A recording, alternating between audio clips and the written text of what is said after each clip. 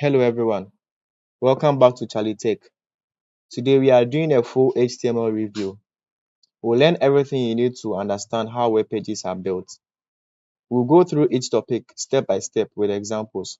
So let's follow along and let's refresh our HTML knowledge. So now what's HTML? HTML is an acronym that means Hypertext Markup Language.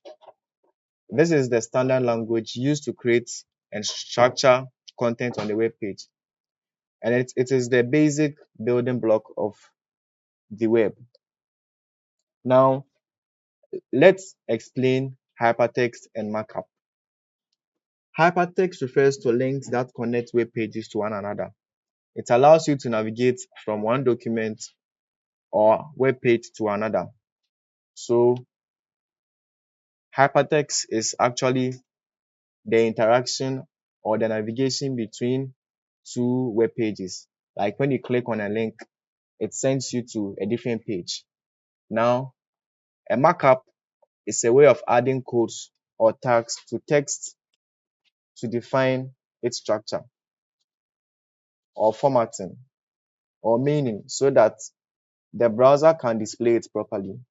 So an example of markup are these tags: the head, the title, and the article. Anything you see in these form are called markups. Now we are going to talk about the division and structure of an HTML page. So an HTML page is divided in four sections. We have the document type, we have the HTML root, and then we have the head and then the body. So the document type tells the browser it's an HTML page. And then the HTML root is the container for all the HTML content. Now, the head holds metadata like the page, title, character set, links to CSS, and scripts. And then the body contains everything visible on the web page. All right. So the structure of an HTML page. The structure of an HTML page refers to the way an HTML document is organized using different tags so that a web browser can correctly display its content. So this is the HTML structure. It follows this structure. Now let's move on to our VS Code. Let's create a file. Let's name it index.html. Now press shift and exclamation mark and we press tab. Now let's set this to let me make it basics. All right. So this is basically the structure of a web page. This is the structure of the web page, and then it is divided in four sections. So this is the document type, and then this is the HTML. This is where everything is stored. Everything containing the head and the body is stored into. So this is the head tag, which is containing the meta character set, the name, and then the titles. It can also store links to CSS files. Yeah. And then this is the body tag. This is where everything would be done. All right. So this is an explanation of the structure. So the first structure is a document HTML. It declares that the document is an HTML5 document. The HTML is the root element that wraps all the content on the page. The head contains metadata like the page title, character encoding, links to CSS and scripts, as I explained earlier. And then the title sets the title of the web page that appears on the web browsers tab. And then the body contains all the content that is visible on the web page, such as headings, paragraphs, images, and links. All right, so this is where the title is. Let me run it.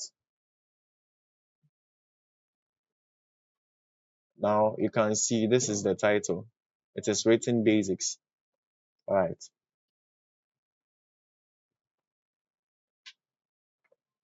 All right, so we'll take them one by one. We'll start from the head tag. Now, the head tag is a container for metadata and resources about the web page. It is placed inside the HTML tag before the body tag. Content inside the head tag is not displayed on the web page, but it is essential for the page to function correctly. It helps browsers, search engines, and developers understand the page. Some common tags in the head tag include the title, the meta character set, the meta name, CSS links, and then scripts.js JS links. So this is the head tag containing all these things. You can add a CSS link to it. You can add a JavaScript link to it. All right. So let's talk about the body tag. Now the body tag contains all the visible content of a web page. Everything users see in the browser. It contains everything on the web page and everything the user sees on the browser. It must be placed after the head tag and inside the HTML tag. And then with the body tag, only one body tag is allowed per HTML document. You can put text, headings, images, links, lists, tables, forms, videos, audios, and other HTML elements inside the body. Now, scripts, forms, and links that the user interacts are usually in the body. The body tag allows you to add some attributes to control styling or behavior. Example, class and ID. Now, we are going to talk about certain elements inside the head tag. So the first thing we are going to talk about are headings. All right. So headings are used to define titles or subheadings on a web page. They create a hierarchy of content. They start from H1 to H6. So you can see from the example, this is how it is used. You can see that H1 and in between the H1, there is a content. And then you can see an H2. You can see a content inside. And then you can see an H3. All right, so let's take an example. So let's try the headings. So let's start with H1. Let me say hello,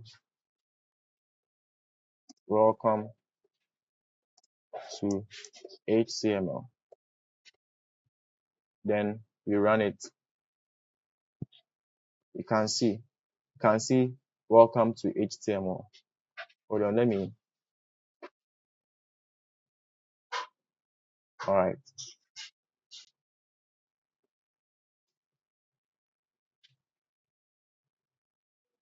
Let me just end it. I think it will help.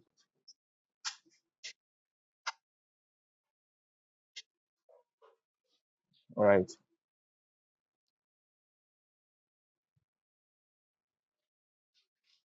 Let me use Chrome. So you can see that it's displayed over here. Now let's try the other headings. So H2, I write the same content over here. Let me just copy and paste so that it will be fast.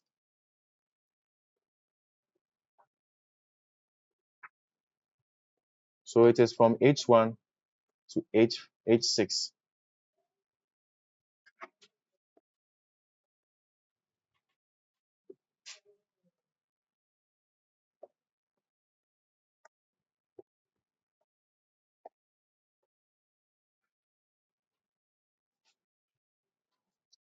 All right. So H1 is the highest, H2 followed by H2, H3, H4, H5, and then H6 is the lowest. So basically the H1 can be used for a main heading, and then you can use an H2 or an H3 for a sub heading, right? Let's move on. Now we'll talk about paragraphs. Now paragraphs are blocks of text for content, making it readable. They are basically the things or the writings you see on a web page. Now this is how to use the p tag or the paragraph tag. You start by opening the tag and then write p, and then in between the tag your content goes there. So this is how to use it. So this is a paragraph.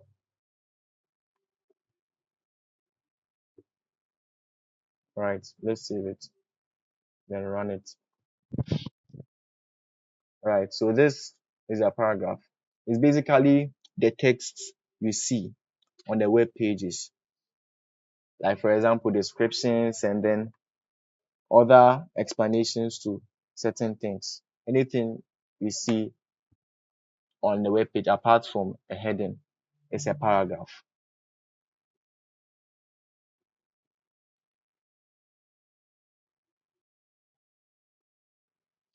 Right, so let's go to links. Now links or anchors allows users to navigate to other web pages or sections.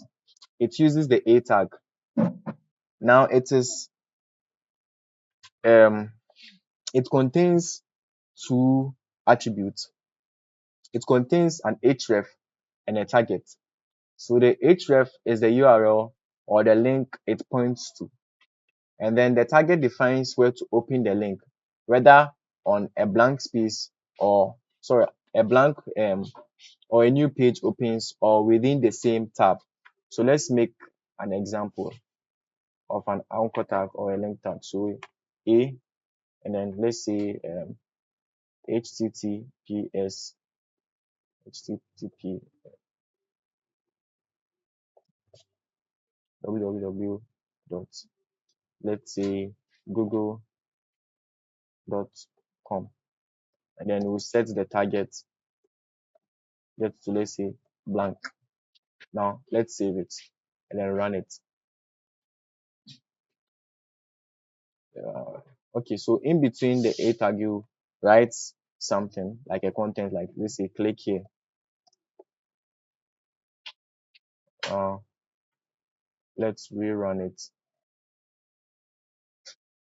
All right, now I'm not connected to the internet, so you wouldn't see anything. Let me try and connect.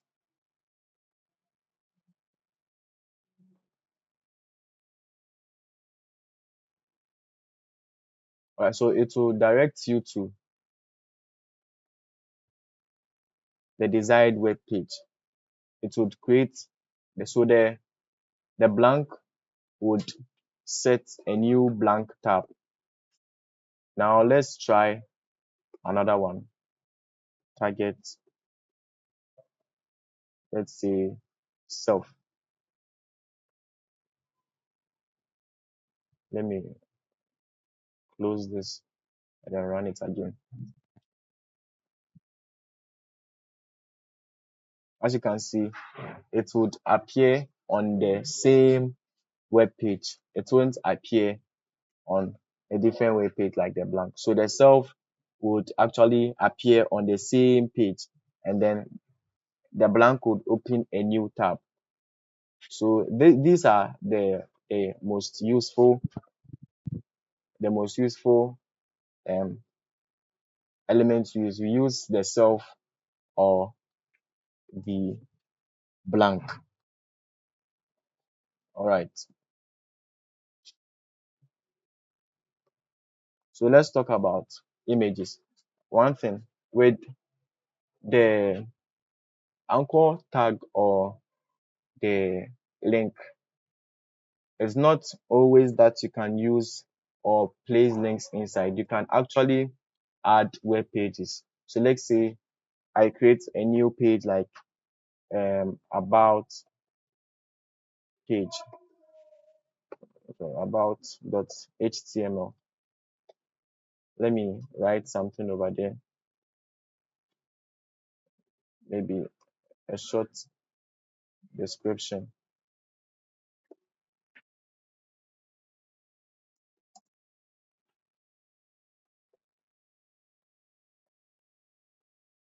All right, so let's say my name is Charles. I attend UPSC, and then let's see in level 100 or 300. All right, let me save it. Now let me add an anchor tag. So in between the href, you write the file name, so about.html, and then let me write about. Let me save it. Now let's run it. So you can see that it will link you to a different page. All right. So let's talk about images.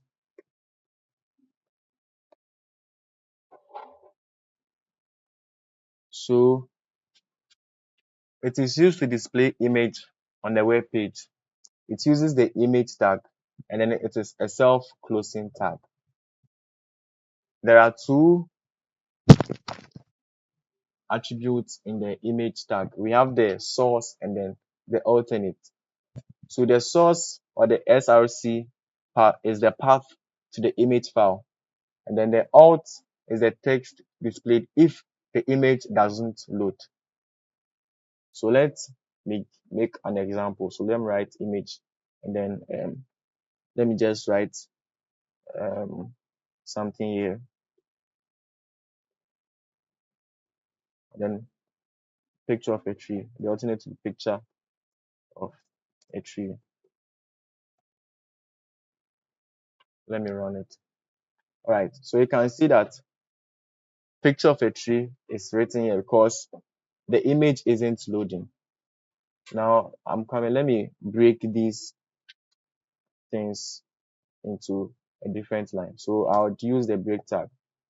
So the break tag is used to break sentences into different lines. Now let me save it and run it again. So you can see that they are all in different lines. So you can see that the alternate, what I've written in the alternate is appearing here. So what happens if I add an image? So let me add an image. Um, let me open my file explorer and go and find some pictures. All right, so let me use this image. Let me just copy and then see if I can paste it here. All right, so let's use this image. All right, so let me break this. Sorry.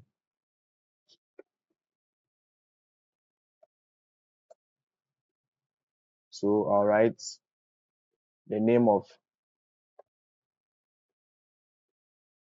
the picture. Then let me just replace it.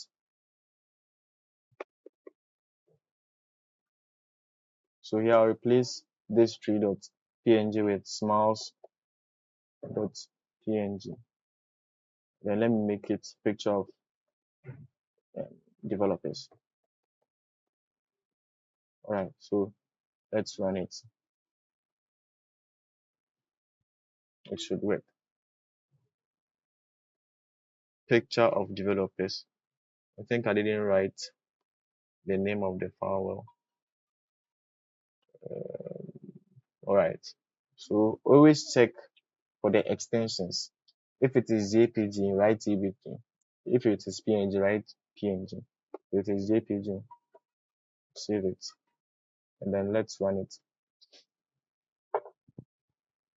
So you can see that the image is being displayed over here. You can see that the image is being displayed over here. Right. So what happens if the image is not loading? Let me just make it small and then run it. So you can see that because I've not really specified the image well, it is not appearing on the screen or the web page. You can see that the name of the alternate is appearing. So always make sure that whenever you are inserting images, you check the extensions. All right. So it wouldn't write the name of the alternate. The image itself would appear. All right. So with the image, we can size the image with the width and height. So for example, within the image, we can add some styling. We can style it, let's say with let's make it 100 px. Now let's run it and see. Now it has reduced. Right, it's better. All right. So let's talk about lists. So list is used to organize content in an ordered or an unordered manner. So in HTML, we have two types of lists. We have the ordered list and then the unordered list. And each of them have their way of writing them. So to write a list, you would start by, if it is an ordered list that you're writing, so OL, then under it, write LI, meaning list. So let's write a list of fruits. So let's say banana. Let me copy and paste.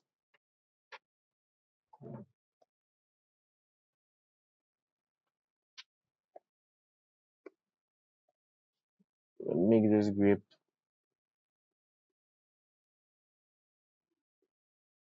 orange, guava, and pineapple.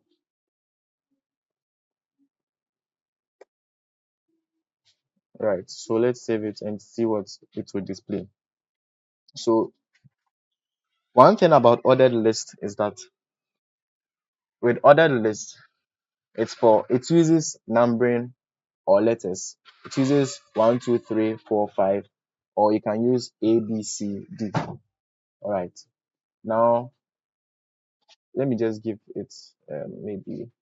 Now let's try with the unordered list. So the same format, just that you change the OL to UL, and then inside it you add your lists. So let's create an unordered list of the same thing we wrote here. All right, so let me paste it over here, save it, and then run it. So you can see that it is bulleted. So with unordered list, it uses bullets, and then with ordered lists, it uses numbers or alphabet.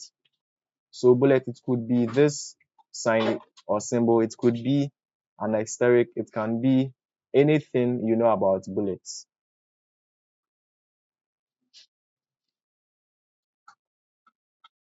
All right, so when you are creating a website, use list for your menus.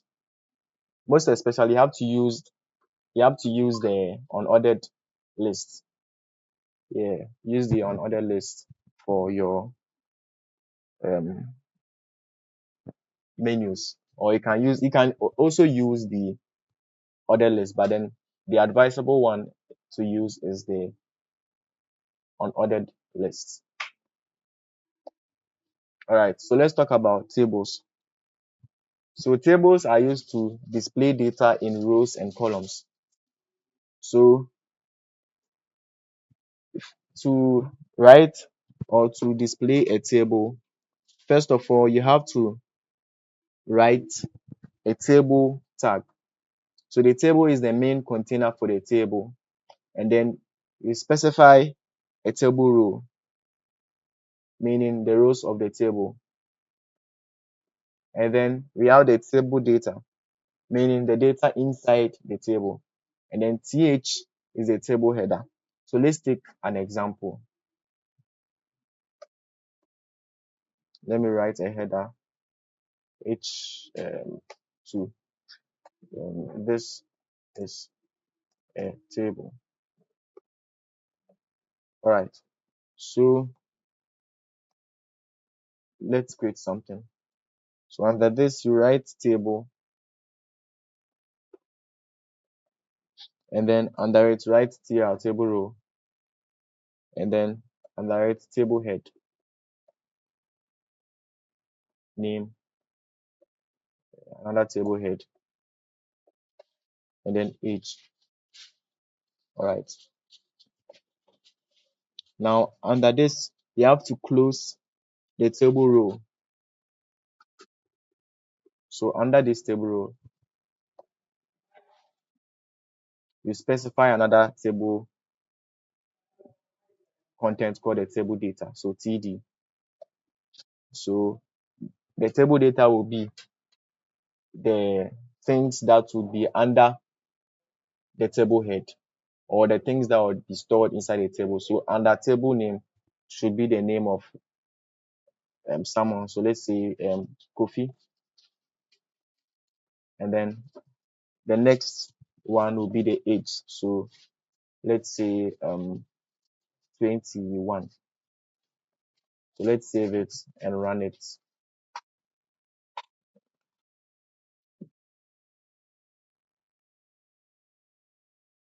All right. So this is how to write a table. You can add lines to it, but we'll later do them in CSS. All right.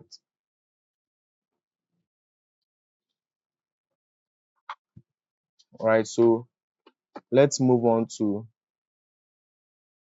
forms. So forms are used to collect user inputs like login, registration, or even feedback, or even commenting under someone's post, or giving a description about something within a website. We use forms for it. So it uses the form tag, and then within the form tag, there is an input tag. So the input, we have various types of input. We have the text, we have the password, we have email, etc. And then we have what we call the radio buttons, the check buttons. We have other things. The input is really broad. Forms are really broad. And then we have the label, which describes an input field. And then we have text area. So the text area is just like a multi-line text input. With the text area, it is large. You can specify the length and then the height of how the box should look like. Should be big and it should contain some amount of letters or alphabets. Yeah, so with that, we use the text area for commenting or describing something. And then we have the select. The select drops down a menu. And then we have the button for submitting or reset actions. So let's create a form. So to create a form, you first have to open your form tag, and then we don't need the action now. We'll use it in PHP. So within the form, we have the label. The label will specify the name of the form. So let's say username, and let me break it. and then under it there's an input, so text. And then within the input we have the name. The name would be the name of what we are working on, so username. And then we have the placeholder. The placeholder would actually appear on or inside the input for easy identification.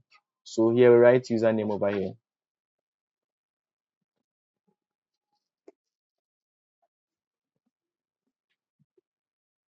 Let me break this one too.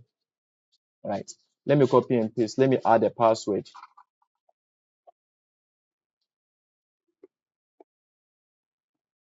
All right. Let me change the username to password.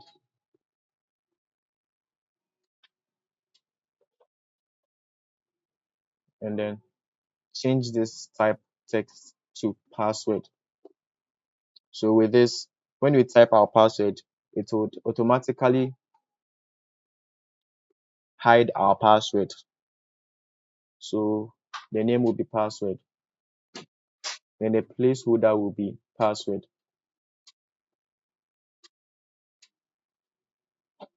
All right. So let's add a last one. Let me add email. So under the username, let me add an email, and then change this to email, and then this to email, and then this one to email. So this one will actually tell the browser that we are working with email, so it should include the @ symbol. Now let's add a button. The button, you can actually use button, or you can use the input method. So let's use the input. So write an input,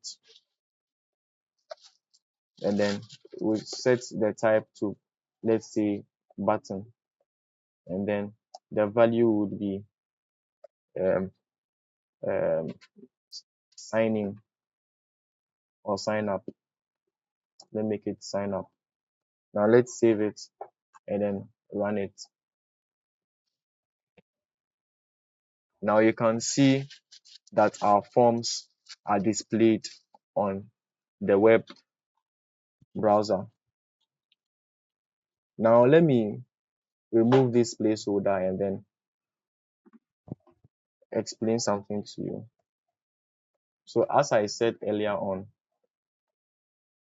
the placeholder actually appears inside the input. It appears inside the input. So it is for easy identification. It's for easy identification. So if I specify a placeholder and then I give it a name of what we are working on, like let's say we are working on username and you give it a placeholder of username, the username appears inside the text box or inside the input. That's what we call the placeholder. All right. Now we'll talk about some more things about the inputs. So we are going to talk about radio buttons, checkboxes, options, and so on. All right. So we'll come down. Okay. So this is for a normal text box or a normal input. Now let's say you want to add a number. So with it, the same input, and then type the right number. So let's say if someone is supposed to enter his phone number and you give it a minimum of 1 and then a maximum of 10. So 10, the maximum length should be 10 numbers. So let me make it 10, save it, and then run it. I think let me add what do you call it? a label so that it will be easy for identification. So under the password, I paste this, and then let me replace this um, to the email, or under the, what do you call it, under the username. All right, so it is appearing over here. Oh no, I made a mistake. Hold on, let me fix this error.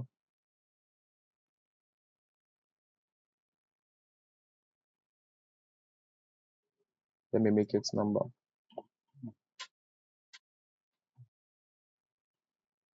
And then break the stack.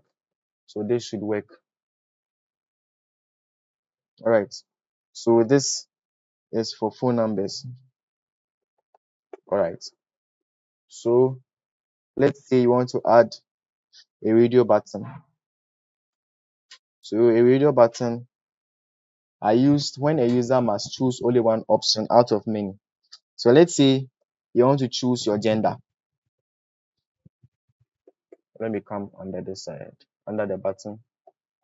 You want to choose an option between male or female. So first of all, you have to give a description. Let's say choose your gender, and under it, you'd give it an input.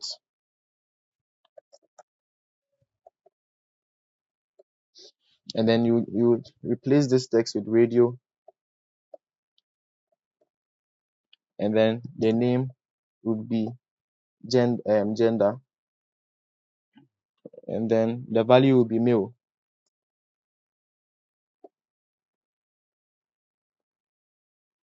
And then here we write a male since it's a self-closing tag. Now we would copy this and paste it over here, and then we would replace the male with female.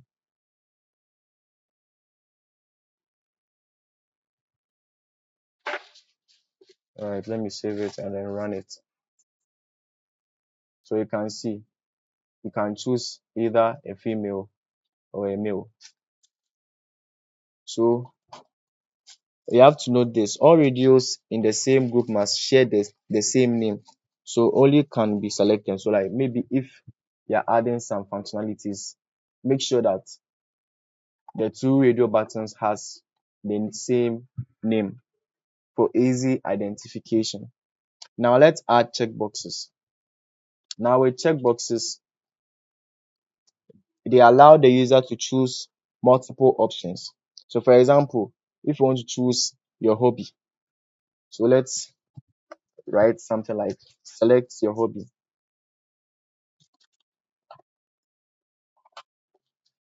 And then under it, we are working with input. So input,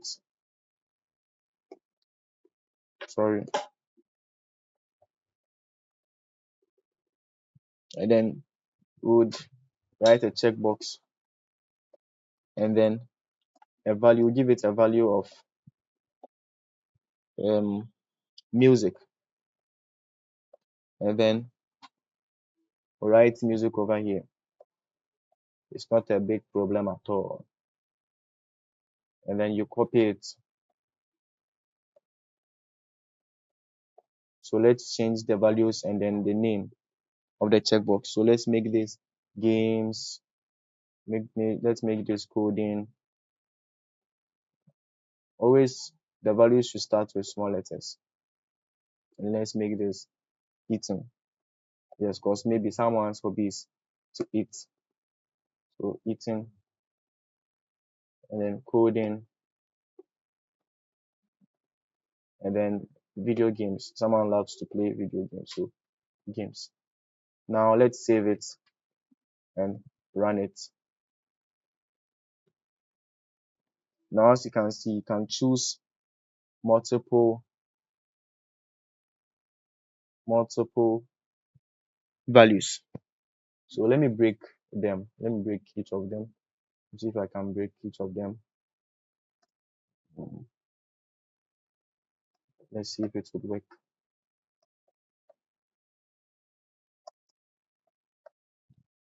Save it. Let's run. All right, it worked. Let's add a button. Let's say submit, and then submit. I'm going to make this button, and then the value should be submit.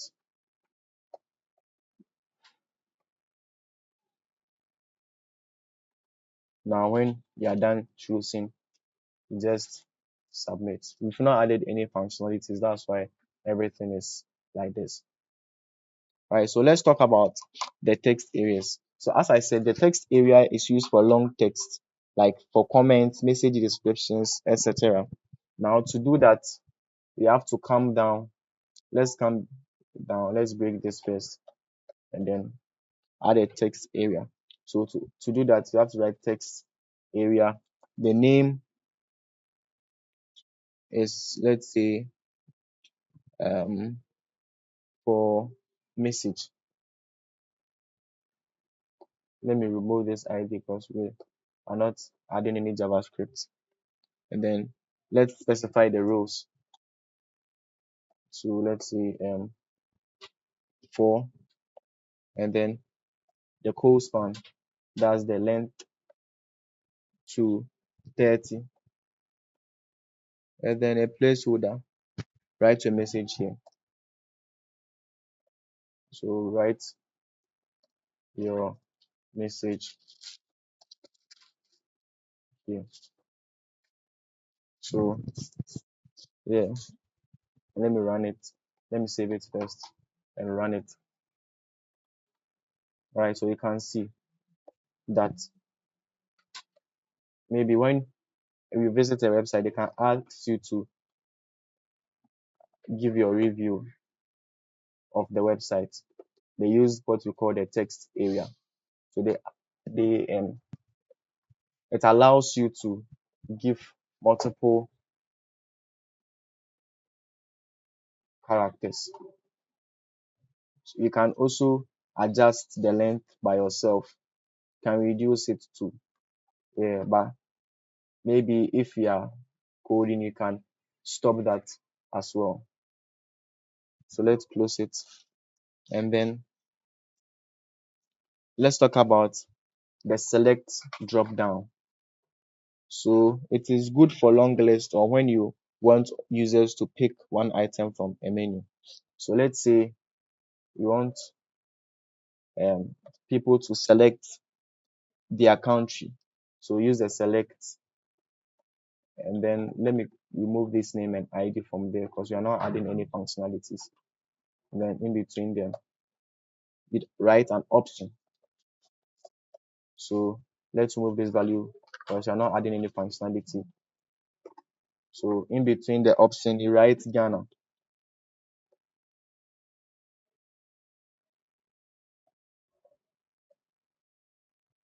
Let's make it Togo, and then let's make this one Nigeria. Right, let's save it and run. So as you can see, you can choose Ghana, Togo, Nigeria. Let me break the text area, save it and run. So sometimes when you open a website, you are filling university forms. You can see that you see something like this. You choose the course that you want to offer. Or maybe you are doing some registration, maybe Ghana card. When you are using maybe you are using an application, they would ask you where you are from, your district. Yeah, they use the select option. Yeah. So this is how to deal with forms. Now the next thing we would look at is the div tag. So the div tag is used to group elements and help with layout and styling. The div tag is a container element used to group other HTML elements together. So it doesn't display anything on its own, but it is used for layout and styling with CSS. Div is often used to create sections of web pages like headers, content, areas, or footers. So with Div, it uses two attributes. It uses class and ID. The class attribute is used to assign a name to an element. So you can style it with CSS or target it with JavaScript.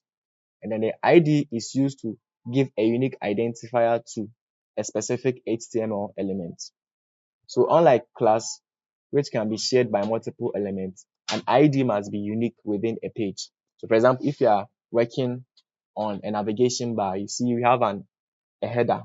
So the header would take an ID of maybe heading, you understand? Or yeah, that's how to deal with IDs. IDs are for a specific, you use it to target a specific element. Yeah. It is often used to style a single element with CSS, target an element with JavaScript, and then links to a specific section of a page like anchor links. That's when you use the ID. So for example, if you see you open a website, when you click on the home button, it automatically scrolls down to the page. Yeah, that's what the IDs are. They are unique identifiers. So when you are styling or adding your functionalities, and then you name an ID, you name a specific element as an ID, you have to style it for that specified ID that you've given or assigned to it. So let's try an example. And then one thing about div tags is that HTML has improved a little bit. It has improved. When you create too much div tags, it makes your layout scattered. So there are certain things that we'll look at that would make it more easier for your web page to understand. So to add a div tag, you first write a div, and then in between it, you add an h2, and let's say about me. So I enjoy coding and creating web pages. All right. So let me clean this out. Web pages. All right. So let's run it. Let me run it. You can see I enjoy coding and creating web pages. So that's how to use the div. Sometimes when you are working on certain sections of a web page, you can add a class or a div. So let's say div, and inside it you have class, let's say container. So in between the div, you specify what it is. So let's say a card.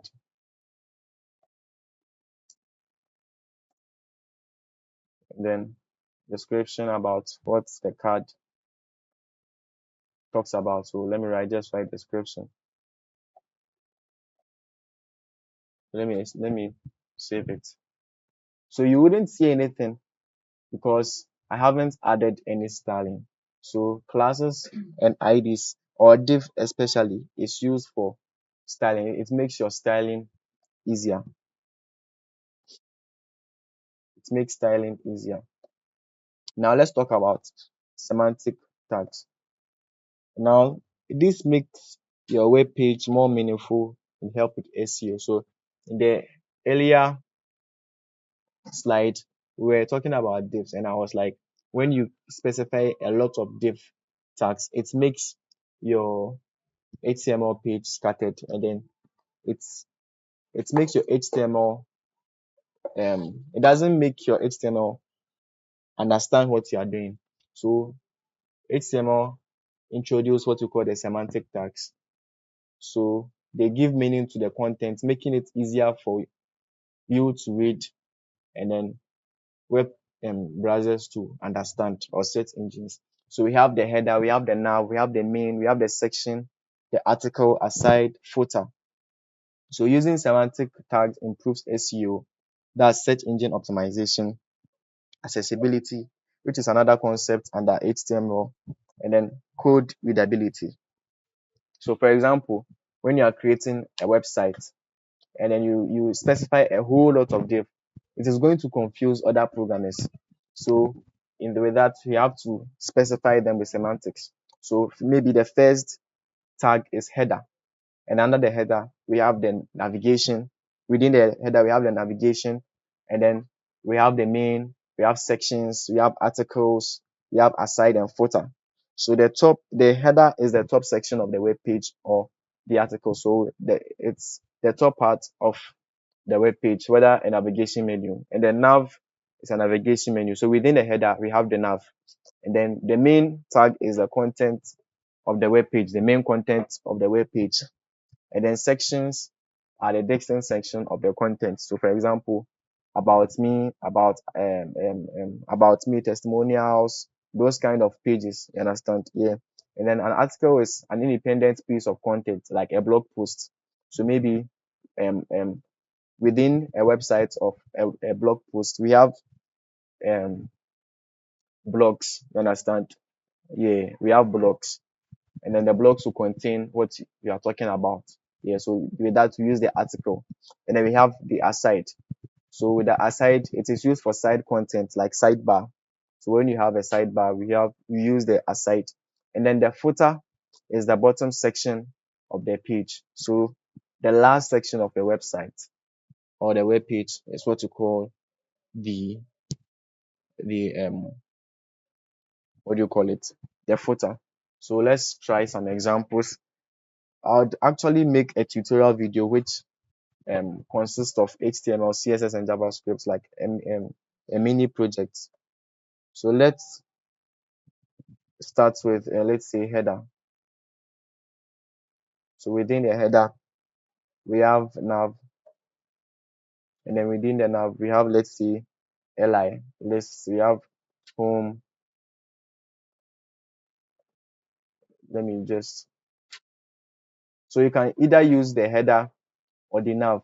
So let's say the header will take a nav. So href, let's say a link, and then there's li.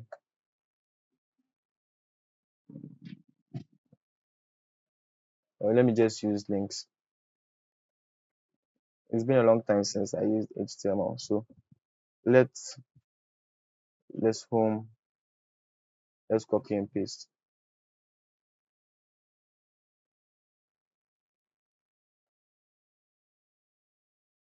Okay.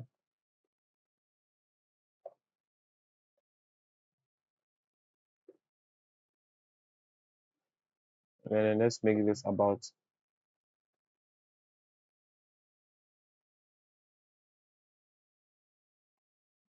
All right. So yeah, let's say you are working on a, a header or a navigation bar.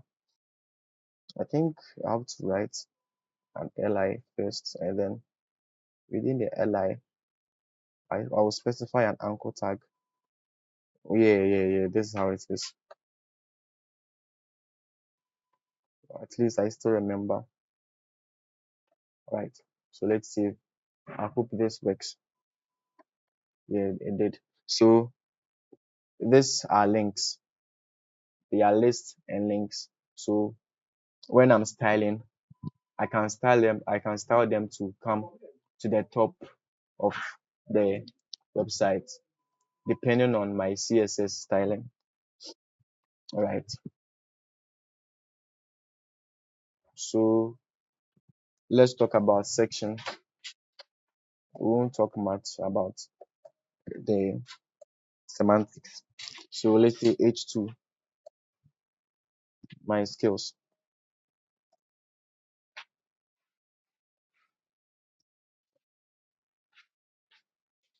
NP tag HTML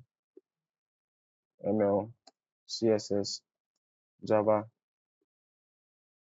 JavaScript. Let me save it and run it. Right. So this is how to use them. Right. So um this is an assignment that you should try on hands-on. You have to create a web page about your favorite hobby. You can send your answers in the comment section. So thanks for joining this HTML review. If it was helpful, it was. So thanks for joining this HTML review. If it was helpful, like the video, drop a comment, and subscribe for more tutorials. This is Charlie Tech, and we are making tech simple. See you in the next video.